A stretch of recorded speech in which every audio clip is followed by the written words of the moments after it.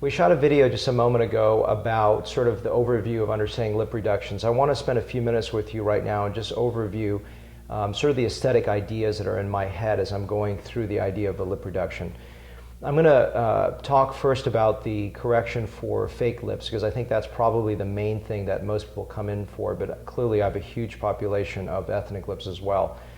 When I'm dealing with lips that are unnatural, my number one goal is to make you look natural. And the thing that I try to have patients forget about, and it's not that I don't care about it, it's not that I think it's silly, but patients, especially women coming to me, they look at the small nuances. They look at the tiny little details. Is this lip exactly the same as the other size? And I always encourage you to look at all of your friends. My lips are not symmetric. There's one lip bigger than the other side. Now, when I work on a lip, I always make sure that it is symmetric. So in other words, let's say you have a bulge on one side. I'll take a little bit more down on that side. But if you're driven by symmetry, you'll create problems. I remember a story recently, a lady that I did a silicone lip reduction on. In other words, she had bad silicone injected. I fixed her lip. She went back to California. Says, Dr. Lamb, there's a little unevenness and I would like my lips a little fuller again. And I said, don't do that. Your lips look amazing. And she went back, had it injected again, and she goes, Dr. Lamb, I'm a disaster again. My lips are messed up. I need it reduced. I said, okay, well, let's give it some time to heal, and we can do it again. But, you know, there's risk if I keep on doing lip reductions on you. So this is something that I always want to make sure that you understand is please trust my aesthetic of how much lip I can reduce. There's also limitations. So when I'm looking at a lip reduction, I'm always looking at how you smile, how much gum are you showing, how much lip is physically there, how much of the border. Sometimes people have this really strong McDonald's sign M border, and when there's a really strong border and there's an over-injected border, if I take too much down here, the border will become overdone. So everything has got to be in balance. So a large part of when you work with me, you've got to trust sort of my aesthetic. I'll walk you through it in your case exactly what is going on. If you have a large gummy smile, I may not want to reduce it so much, but I will almost always sacrifice and give you a gummy smile if in fact it's going to give me the ability to make you look more natural, because the number one thing I want to do is make you look more natural, make you look more balanced. A lot of people ask me, you know, how do I just reduce it? Do I just cut it down? And I always say I use my left and my right brain. So aesthetically I'm looking at this and making sure that the lip shape is nice, so I don't just reduce it. So the same way when I augment a lip, if you watch some of my videos about lip augmentation, I shape a lip so lip has good design. So a lot of times when you just reduce a lip and you reduce it as a strip, it doesn't look so good. So the top lip I'm typically reducing more of a trapezoidal shape, so it has sort of an architecture where especially the edges that hang down that look bad, I want to reduce that. That's an area that looks really, really bad. And when I'm seeing bulging coming down on the sides like this, especially when smiling, something that I'm trying to reduce. Just to pinpoint a comment that is important, a few things. One is the fact that a lot of people say, you know, when I reduce it, they say, you know, leave this area full, and it doesn't look normal. Lips must taper to a natural endpoint. If they stay full all the way across, there's a problem. And especially in my patients coming in for lip augmentation, they're like, Dr. Lamb, can you put more here? The answer is no, it'll look bad. So you have to sort of trust what I'm saying, because I've done so many of these lips, and I understand from an aesthetic perspective will keep you out of trouble, that I want to do the right thing for you from a design perspective so it looks good. And we can negotiate things. If you say, look, I want it less, we can reduce. I just had a lady come from Portugal that insisted she wanted less, but in my opinion, she really should have benefited from more. She was showing me photographs of people in their 20s, in other words, in their 20 years of age, and I said, look, these lips don't match you. And so what I always want to encourage my patients is to sort of trust me, to say, look, you can't show me a model and say, look, reduce my lips a little bit and make it look like this, because it may not fit your age, your face. And so I always call it age-appropriate lips. I have a video on this on YouTube. You can take a look at that for me to describe that a little better.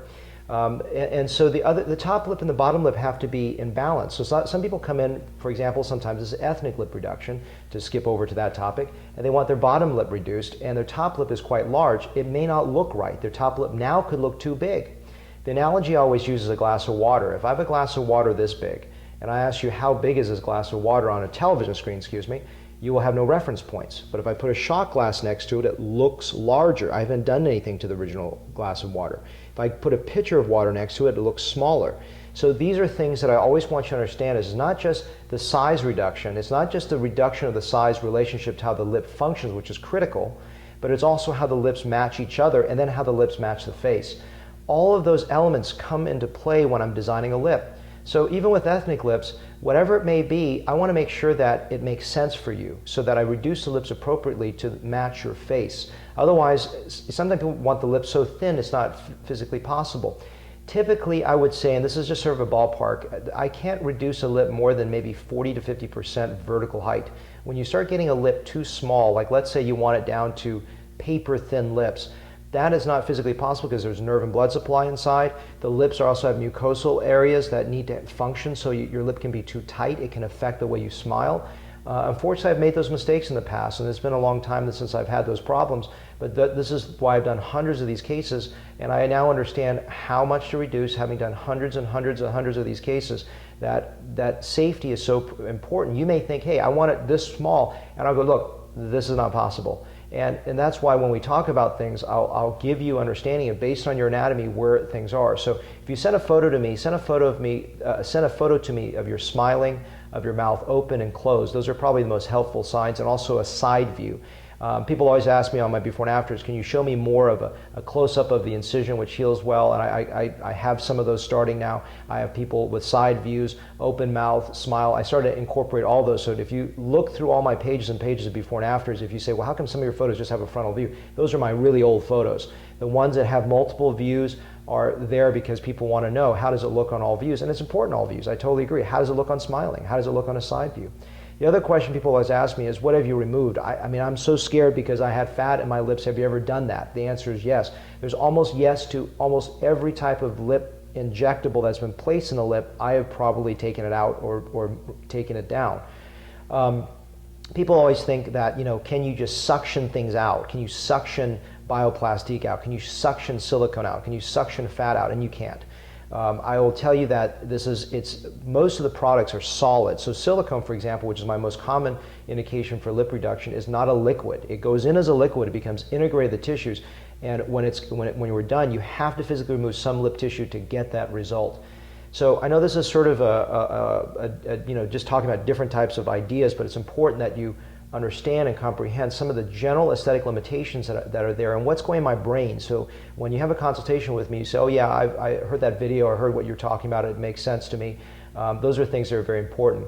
With ethnic lip reductions, I do it on every type of person. I've had even white people coming to me, CEOs of companies that say, look, I've been teased as a kid, this thing doesn't it bothers me, no one else wants it done, I can take it down safely. So these are things that are important, is that don't be ashamed of this. I'm not trying to erase your ethnicity and make you not black or make you not Asian, but sometimes there's a disproportion, especially sometimes when you smile, there's too much gum on the inside. It looks weird or it doesn't look right. My goal is to work with you with what is safe, but also what is aesthetic. And so when you combine all those elements, hopefully I can get you the results that you like.